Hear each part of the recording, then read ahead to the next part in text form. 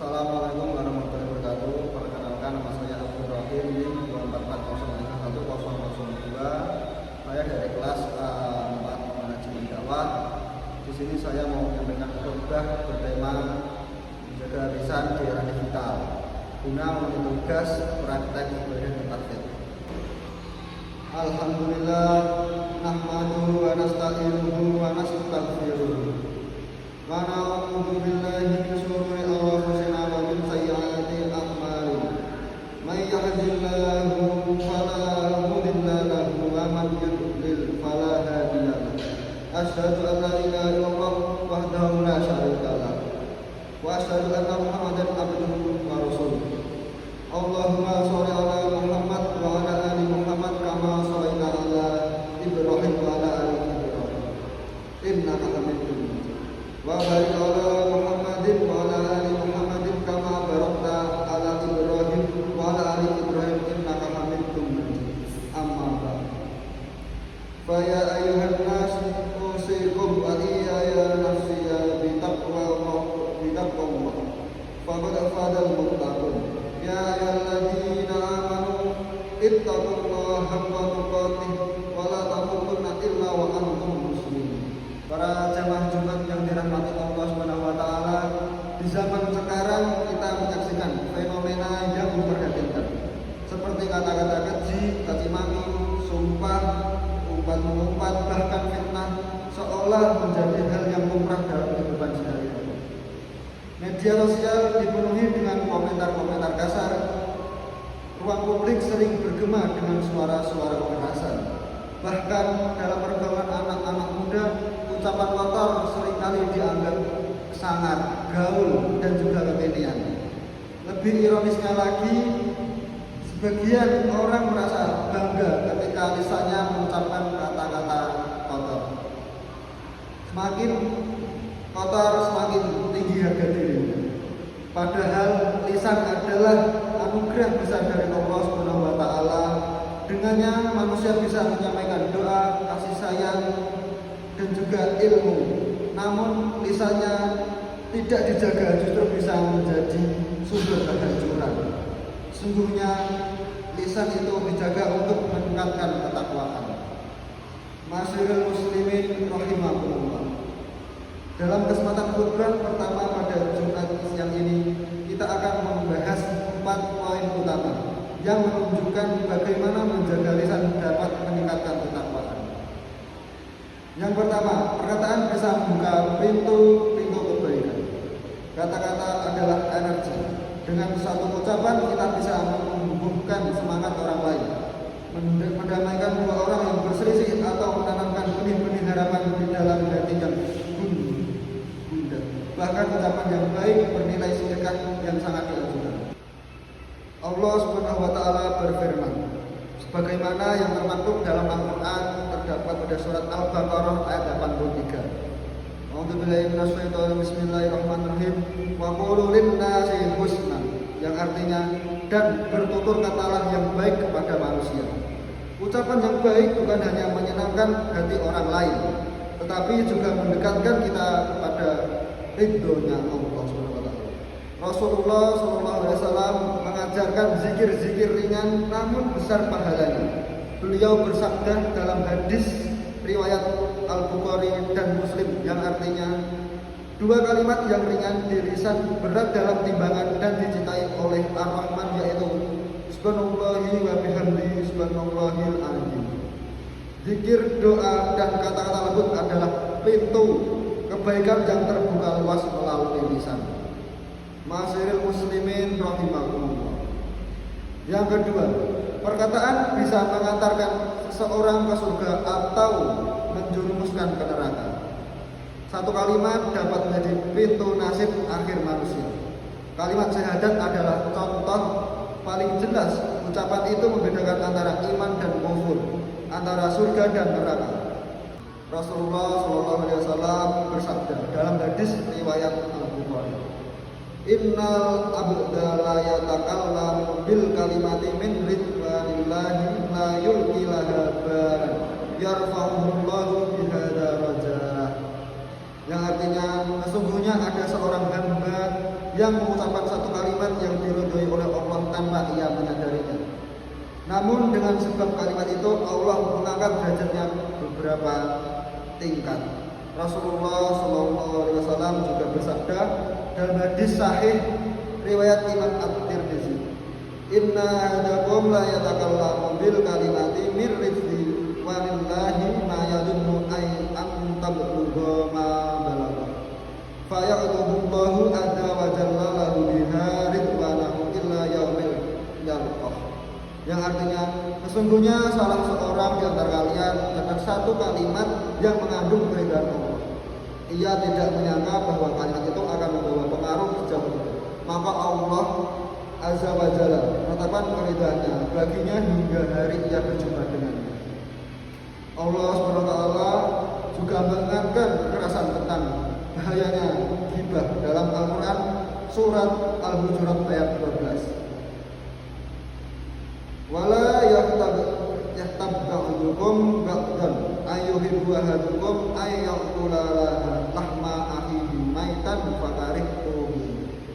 Yang artinya, janganlah ada di antara kamu yang menggunjing sebagian yang lain. Apakah ada di antara kamu yang suka memakan daging saudara yang sudah mati? Tentu kamu merasa jijik. Ayat ini menunjukkan bahwa ucapan buruk tidak hanya berdampak pada hubungan sosial, tetapi juga menjadikan dosa besar yang sangat menjijikkan. Selain itu, orang yang suka menggunjing atau mencela, maka di akhirat kelak akan kehilangan tabungan pahalanya. Sesungguhnya mengherankan orang yang di dalam hari rajin sholat tahajud, lalu setelah sholat fajar pun berzikir dan baca Al-Quran, tapi pada siang harinya ia membuang-buang pahalanya itu dan ditransfer kepada orang-orang yang ia bicarakan aibnya atau ghibah. Maka biasakanlah untuk selalu melatih diri dalam mengontrol lisan. Saat tergoda untuk jatuh pada ghibah, ingatlah pesan Imam Syafi'i rahimahullah. Orang lain juga punya lisan dan kamu pun punya kekurangan. Ma'asyiral muslimin rahimahullah. Ketiga, para ulama sangat berhati-hati dalam menjaga lisan. Orang berilmu lebih menyadari bahwa bahayanya lisan daripada orang umum.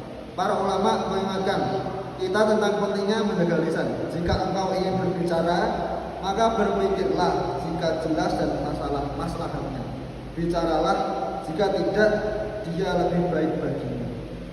Kehati-hatian para ulama dalam menjaga lisan merupakan teladan agung bagi umat. Mereka menyadari bahwa puncak dari ilmu bukanlah banyak bicara, melainkan kemampuannya menahan diri dari kata-kata kotor atau kata-kata yang berbahaya. Ilmu sejati melahirkan kewaspadaan. Semakin dalam pengetahuan seorang ulama, semakin juga besar rasa takutnya untuk berbicara tanpa timbangkan syariat. Mereka sangat memahami bahwa setiap huruf yang diucapkan akan dihisab. Sebagai firman Allah SWT, "Ma yalfidu min qawlin illa ladaihi raqibun atid." Yang artinya, tidak ada suatu kata yang diucapkan melainkan ada sisinya malaikat pengawas yang selalu siap. Hadis riwayat Al-Quran surat Al-Qaf ayat 18. Ayat ini menegaskan bahwa setiap kata akan tercatat baik maupun buruk. Maka menjaga lisan bukan sekedar etika sosial, melainkan bagian penting dari ketakwaan. Maka tidak mengherankan bila para ulama terdahulu lebih memilih diam dalam perkara yang belum jelas daripada mengucapkan sesuatu yang dapat menimbulkan fitnah, kesalahpahaman atau menyakiti sesama. Diamnya mereka bukanlah tentang kelemahan, melainkan wujud kedewasaan rohani sekaligus syiar ketinggian adab. Dari sikap inilah kita belajar bahwa menjaga lisan adalah bagian tak terpisahkan dari amanah ilmu. Sebab ilmu tanpa kendali lisan hanya akan melahirkan kesombongan dan juga kemungkaran. Sementara ilmu yang dibarengi kehati-hatian dalam berbicara akan menumbuhkan ketenangan, kebijakan dan juga ketakwaan. Ma'asyiral muslimin rahimahumullah. Yang keempat, belajar diam itu baik. Diam adalah Islam, bukan berarti pasif, tetapi tanpa kebijaksanaan. Ma'asyirin muslimin rahimakumullah. Keempat, belajar ilmu itu baik. Dalam diam, dalam Islam bukan berarti pasif, tetapi tanda kebijaksanaan. Tidak semua hal harus direspon dengan kata-kata. Kadang diam lebih berharga daripada ribuan ucapan. Rasulullah SAW bersabda dalam hadis riwayat Al-Bukhari dan Muslim yang artinya, siapa yang beriman pada Allah dan hari akhir, hendaklah berkata baik atau tidak.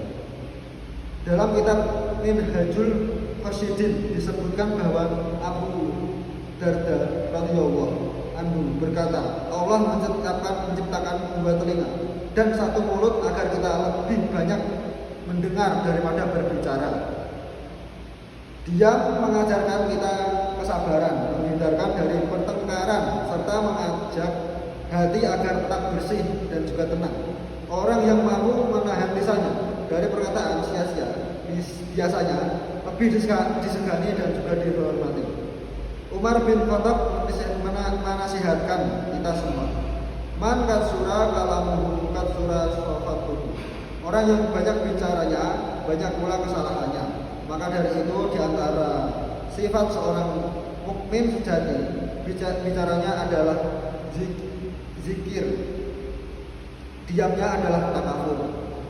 Dalam kata ia menebar cahaya, dalam hening ia merawat jiwa. Jamaah Jumat yang dimuliakan Allah Subhanahu wa taala. Demikian khutbah Jumat pada siang hari ini. Mudah-mudahan bisa menjadi bekal kita semua untuk meningkatkan ketakwaan dan keimanan. Aqulu qouli hadza wa astaghfirullahal azim li wa lakum fastaghfiruh innahu huwal ghafurur rahim. Alhamdulillah wa malaikatahu yusholluna 'alan nabi. Ya ayyuhalladzina amanu shollu 'alaihi wa sallimu taslima. Allahumma shalli wa sallim wa barik ala nabiyyina Muhammad wa ala alihi wa sahbihi ajma'in. Allahumma ighfir lil mu'minin wal mu'minat wal mu'minina wal mu'minat al-ahya'i minhum wal amwat. Allahumma hdina li ahsanil aqwali wal aqmal wa jannana su'al aqwali wal af'al. Allahumma ja'al sinatana radbatan bi dzikrik wa qulubana mu'allaqatan bi hubbik wa a'yunana dami'atan min khasyatik. Allahumma naqqina minal ghibati wan namimah wahfadna min fitanil tafaruqi wat tashatur. Allahumma wahhid sufufal muslimin waj'al kalimatahum 'alal haqq wal aqnami ibadikal muttaqin. Allahumma ja'al alsinatana nadiqatan bi dzikrik wa samtana ghariqan fi tafakkuri jamali wa qulubana muniyatan bi nuri hidayati. Allahumma ja'al kulla nafasin natafattahu ta'ah wa kulla lahzatin naskunuha qurbatan wa kulla kalimatin baban ila ridwanik. Allahumma inzalil Islam wal muslimin wa dinna sabka wal muslimin wa dammir a'da'ad-dain. Allahumma qul li ikhwanina mustahafina fi Filastin. Allahumma qul lahum nasiran wa mu'in. Ibadallah, innallaha ya'muru bil adli wal ihsan wal ita'i qurba wa yanha 'anil fahsya'i wal munkari wal baghi.